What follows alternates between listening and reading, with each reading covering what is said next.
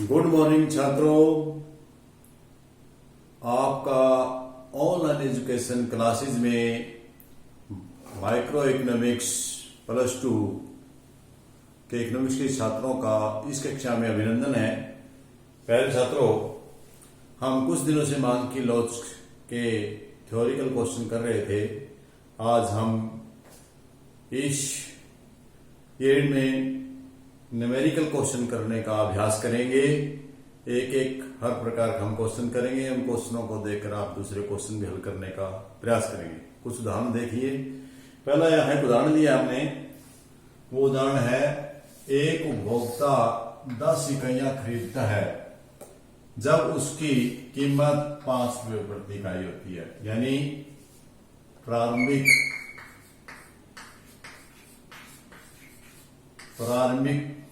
कीमत कितनी है? 5 रुपये प्रति इकाई।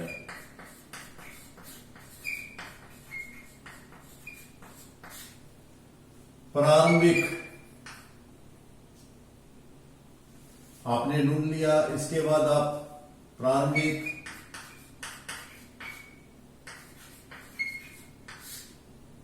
कीमत के बाद आपने प्रारंभिक उपभोक्ता इकाई खरीदे मात्रा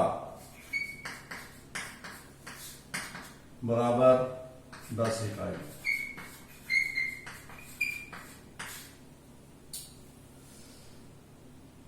परिवर्तन के बाद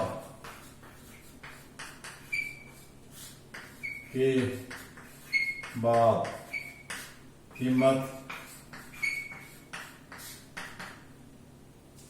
कितनी है? 4 रुपये।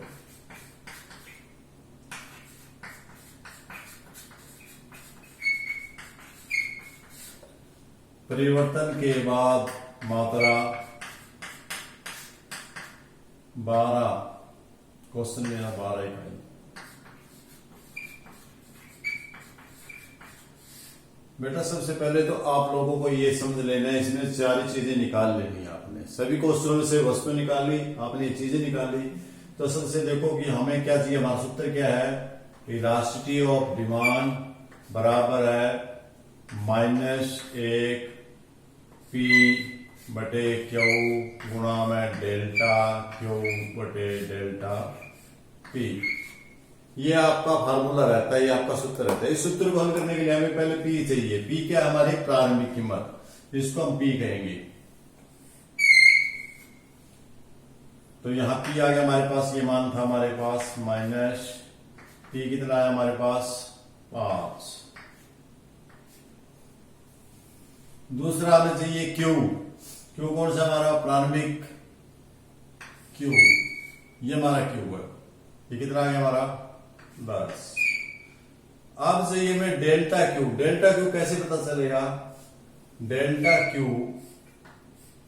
निकालने के लिए आपको जो परिवर्तन के बाद इकाई है उसमें से पहले वाली इकाई घटा दो, तो आपका क्या आ गया? 2 आ गया। अब आपको चाहिए डेल्टा P। डेल्टा P जो बाद वाली प्राइस है, बाद वाली प्राइस परिवर्तन के बाद प्राइस है, वो आपकी 4 है। इसमें से पहले वाली घटा दो -1। तो यहां आपका आ गया -1। यहां तक आपने मेरे ख्याल में ढंग से आ गए और आपको अच्छी तरह से। तो अब देखिए आप इसको कैसे करेंगे। 2 5 दूनी 10। 5 से 5 हो गया, माइनस से माइनस कर दी, तो क्या बचा?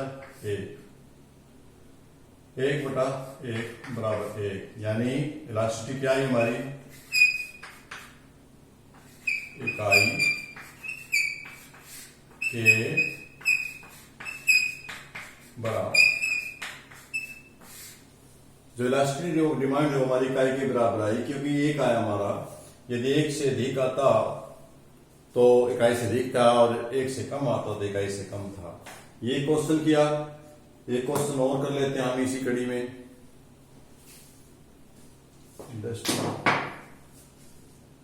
मैं इसको फिर एक बार से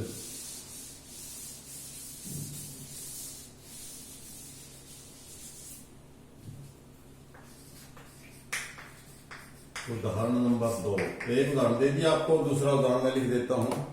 दूसरा उदाहरण है आपका, वस्तु की कीमत 4 रुपए इकाई होने पर वस्तु की 50 इकाइयां खरीदते हैं। वस्तु की 4 रुपए होने पर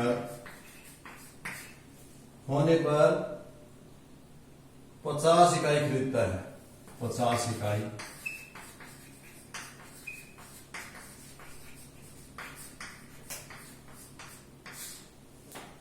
है, जबकि कीमत 25% गिर जाने से, जबकि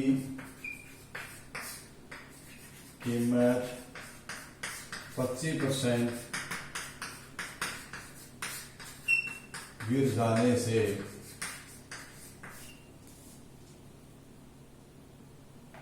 मांग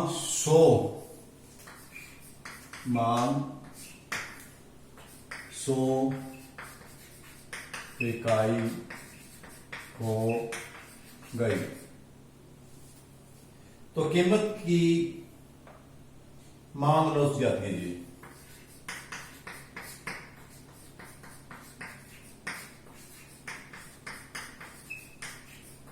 मांग लौट जाती है। तो बेटे इस सवाल को हम करेंगे सरल, देखते हैं अभी। सबसे पहले आपको इस क्वेश्चन में P ढूंढनी है, जिसको हम प्रारंभिक कीमत का नाम देते हैं। P क्या है इसमें? 4 रुपए। फिर आपने क्या ढूंढना है? P1 देखना है। जबकि कीमत 25% घट गई, कीमत कितनी थी? 4, 25% घट गई, 25/100%, 25 चौका 100, 4 से 4 गया, 1 रुपया घट गई। कमी कितनी आई? 1 रुपए की। तो P1 कितना आएगा आपका? 1, 4 घटा 1 बराबर 3 रुपए।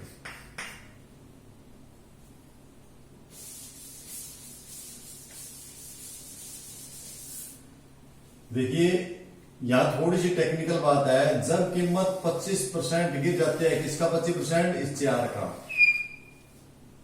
जब कीमत 25% गिर जाती है, 4 की 25% कितनी होगी? 1 रुपया आई, और 4 में दे गया 3। तो यहां और डेल्टा P क्या है अपना? 3 है। परिवर्तन के बाद, परिवर्तन से पहले 4 था, 4 तो -1 आया आपका। अब हम दूसरी तरफ कर लेते हैं क्यू।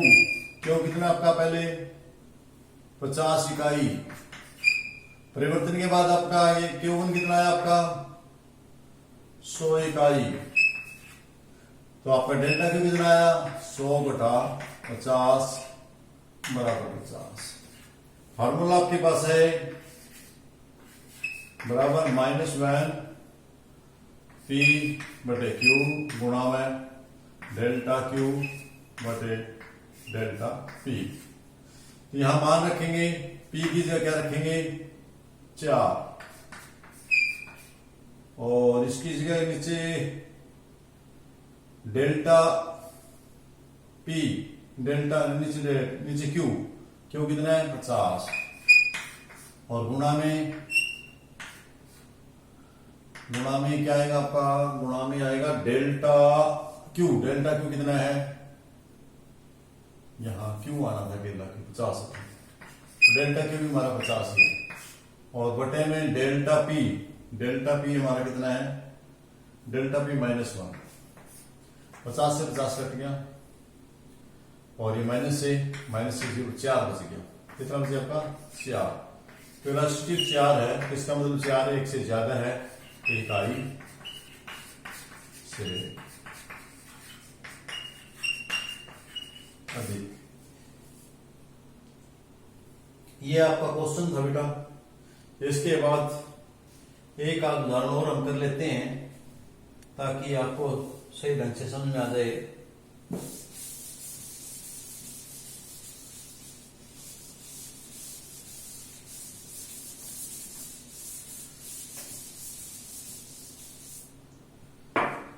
एक एग्जाम्पल है, एक वस्तु की कीमत 10% गिर जाने से एक वस्तु की कीमत 10% गिर जाने से 100 इकाइयों से बढ़कर 120 इकाई हो जाती है। बढ़ने से मांग 100 इकाइयों से बढ़कर 120 हो जाती है तो मांग की लॉस बताइए।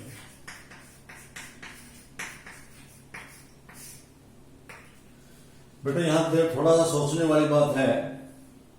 हमारा सूत्र होता है मांग की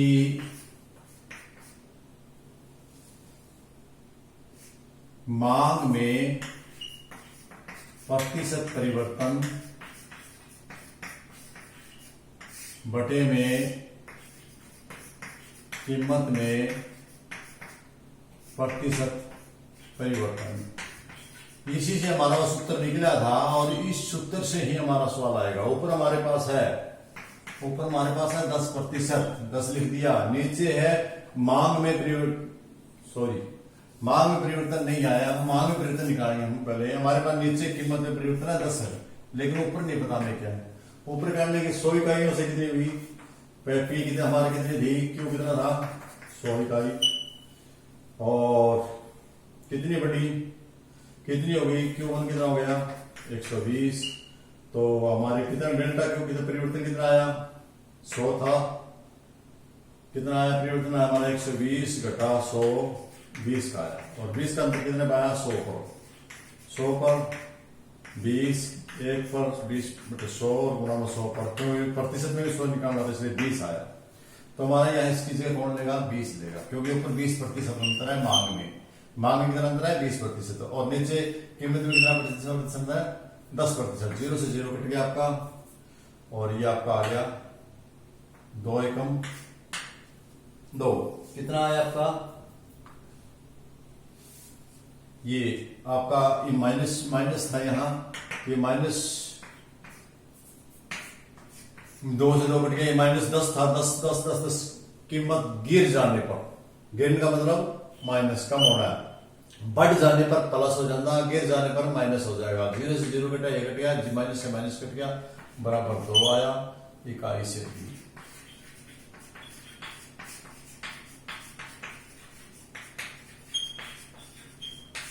प्रिय छात्रों ये कुछ एग्जाम्पल हैं, थोड़े डिफरेंस में हैं, इनको आपने करना है। एक और हम थोड़ा सा आपकी सुविधा के लिए एक और ले लेते हैं, थोड़ा सा इससे अलग है वो क्वेश्चन हटके, इसलिए हम उसको भी ले लेते हैं। मैंने जो एग्जाम्पल करा रहा हूँ, उदाहरण करा रहा हूँ, ये कुछ अलग अलग करा रहा हूँ ताकि थोड़े परिवर्तन में है, आप उन सवालों को हल कर पाए।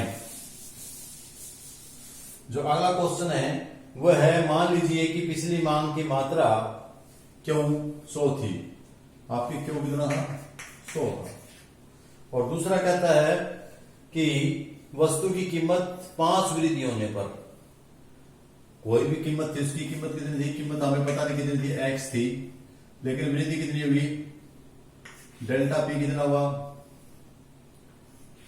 डेल्टा पी कितना हुआ 5 वृद्धि होने पर।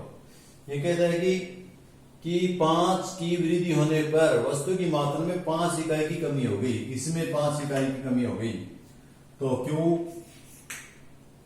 डेल्टा क्यू कितना हुआ हमारा -5, तो 5 इकाई का हमारा Q1 कितना आया 95, और ये हमारा P1 P के बाद हमने P1 की जरूरत नहीं पड़ेगी, क्योंकि फार्मूले में हमें जरूरत पड़ेगी ग्रेस्टेड। और इसके साथ हमें एक चीज और भी दी हुई है कि मांग की लॉस भी दी हुई है। मांग की लॉस कितनी है 1.2 है, 1.2 ना, 1.2 है। तो हमें क्या करना है, परिवर्तन से पहले मांग की कीमत निर्धारित करनी है। हम निकालना है वर्तन से पहले की कीमत यानी P निकालनी है।